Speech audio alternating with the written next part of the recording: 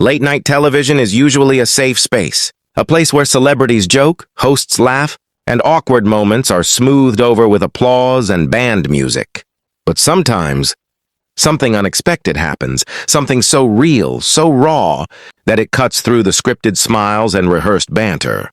On one unforgettable night, Harrison Ford, the legendary actor known for his blunt honesty and no-nonsense attitude, sat across from Steven Colbert, one of America's sharpest and most talkative hosts. What started as a routine interview slowly transformed into a tense, unforgettable exchange that left the audience silent and the internet buzzing. This was not a meltdown.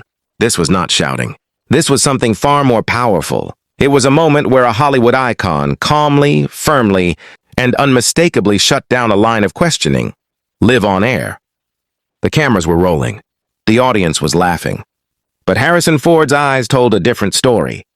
Tonight's story takes you behind that moment, not as gossip, but as a dramatic retelling, reimagined for storytelling purposes. The YouTube script you're about to hear is inspired by the personalities involved, but shaped into a cinematic narrative that explores ego, respect, aging, and the thin line between humor and intrusion. So sit back, turn up the volume, and let's step into the studio lights. The studio lights glowed warmly as Steven Colbert leaned back in his chair, grinning at the crowd.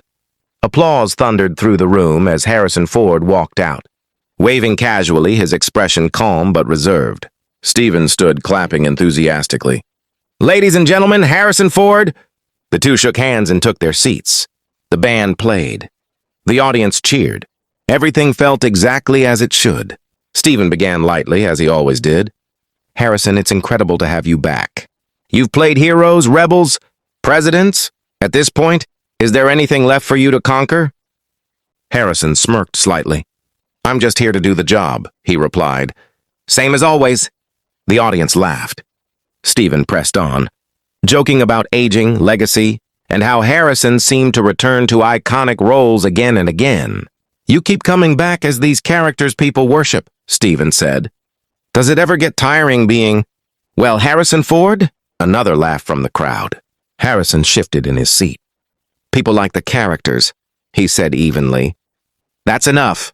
Steven nodded, but something in his tone changed. He leaned forward, curiosity sharpening into something more pointed. "Do you ever feel trapped by them?" Steven asked. "By the fans? By the expectations?" The audience quieted slightly. Harrison paused. His jaw tightened just a bit. "I feel responsible," he said. "Not trapped." Steven smiled, sensing tension, but mistaking it for playful resistance. "And yet," Steven continued, "every time you say you're done, you come back. Is that love? Or fear of letting go?" That was the first moment the air shifted. Harrison didn't answer immediately. He looked at Steven, not angrily, not amused, just directly. "I don't think that's your call to make," he said. A few nervous laughs rippled through the crowd. Steven chuckled, trying to recover. "Fair enough. But you know I have to ask." Harrison leaned back, crossing his arms. "You don't," he replied. The audience went silent. Steven Colbert had interviewed presidents, generals, and billionaires. He was used to pushback. But this was different. Harrison Ford wasn't playing along, and he wasn't joking. Steven adjusted his glasses, smiling tightly. "Okay," he said lightly. "Let me rephrase." But Harrison raised a hand, not aggressively, just decisively. "No," he said. "Let's not." The audience gasped softly. Steven blinked. "No?" Harrison nodded once. "No."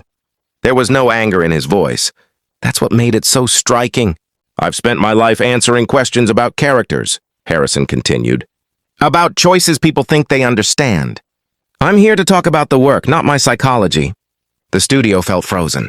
Steven tried humor again. "Well, that's what happens when you sit in this chair." Harrison leaned forward now, eyes steady. "Respect matters," he said. "This isn't therapy. This is a conversation." The applause came slowly at first, then stronger. Steven raised his hands, acknowledging the crowd. All right. Point taken." But then he made one last mistake. "Still," Steven said, "people wonder, when the lights go out." Harrison cut him off immediately. "No," he said again, firmer this time. That single word echoed. No. He let it hang there before continuing.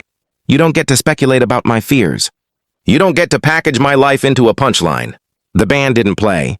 The audience didn't laugh. Steven finally stopped smiling. I hear you, he said quietly. Harrison nodded once. Good. For a moment, it felt like the show might break apart entirely. Then Harrison exhaled and softened, just slightly. Ask me about the movie, he said. Ask me about the people who worked hard on it. Steven straightened, professional instinct kicking back in. Tell us about the film, he said. The tension slowly eased, but the moment had already happened. Everyone in the room knew it. This wasn't awkwardness. This was a boundary. The interview finished smoothly, but the energy never fully returned to normal. When the cameras cut, applause filled the room, but it felt different. More respectful. Less playful. Backstage, Steven removed his microphone and took a deep breath. Harrison stood nearby, sipping water. For a moment, neither spoke. Then Steven broke the silence. I crossed a line, he said simply. Harrison looked at him, considering.